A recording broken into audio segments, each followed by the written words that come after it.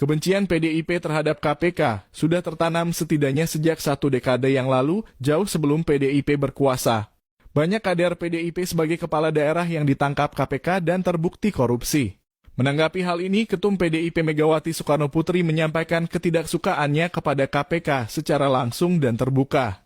Kebencian PDIP semakin besar ketika KPK menetapkan Budi Gunawan sebagai tersangka sehingga batal dilantik sebagai Kapolri pada 2015. Padahal Budi Gunawan sudah menjadi orang kepercayaan Ketum PDIP Megawati selama puluhan tahun. Buntut dari penetapan tersangka itu, petinggi PDIP Hasto Kristianto memimpin langsung segala tuduhan kepada pimpinan KPK Abraham Samad.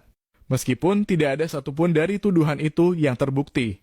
Upaya PDIP untuk melemahkan atau bahkan melenyapkan KPK tidak akan berhenti. Pada 2015, kader PDIP sekaligus Menkumham Yasona Laoli membuka pintu masuk pelemahan terhadap KPK melalui inisiasi revisi Undang-Undang KPK. Kader PDIP Masinton Pasaribu dengan lantang membantu upaya pelemahan KPK.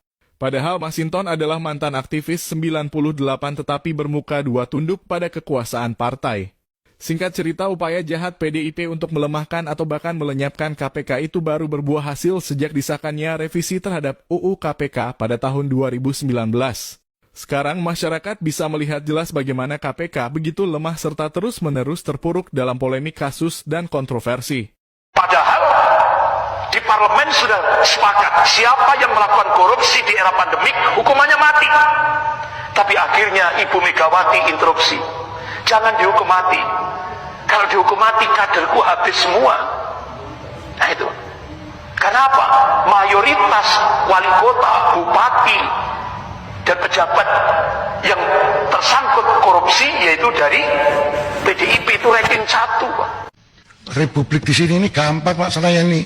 Lobbynya jangan di sini Pak. Ini Korea ini semua menurut bosnya masing-masing.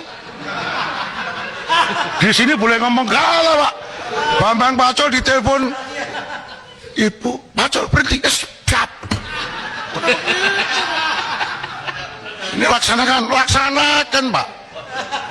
Jadi 2 presiden pernah nanya sama saya, pembatasan uang kartal sama ini RUU ini yang mana ya Pak Presiden? Kalau pembatasan uang kartal pasti DPR nangis semua. Kenapa? Masa dia bagi duit harus pakai e-wallet Pak. E-walletnya cuma 20 juta lagi. Nggak bisa Pak.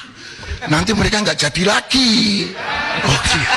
Loh, saya terang-terangan ini. Gitu loh. Mungkin perampasan aset bisa, tapi harus bicara dengan para ketum partai dulu. Kalau di sini nggak bisa, nggak bisa. Teori saya. Jadi permintaan jenderal langsung saya jawab. Bambang Pacul siap kalau diperintah. Partai mendukung RUU KPK itu. Jadi saya menangkap beliau itu berdiri sendiri. Partai pendukung beliau yang memilih beliau omong kosong, tidak ada mendukung KPK.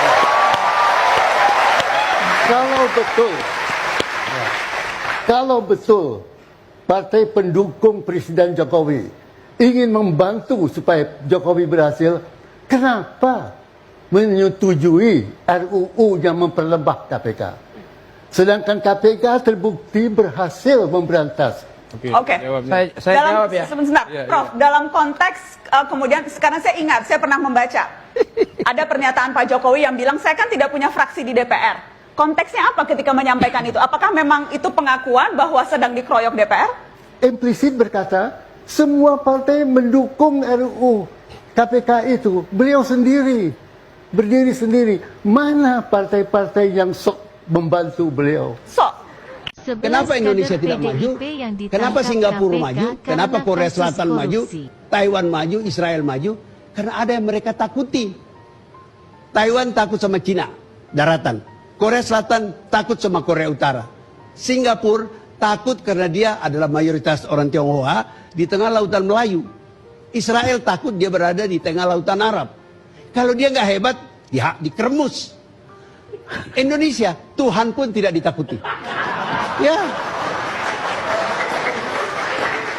Jadi kalau Anda mau tanya kenapa nggak maju kita, Tuhan pun tidak ditakuti.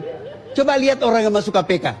Semua pernah disumpah di bawah kitab suci atau berpegang pada Bible. Sudah itu dia langgar, dan dia tidak takut sama Tuhan. Satu bangsa yang tidak ada yang ditakuti tidak akan maju. Itu kira-kira. Assalamualaikum.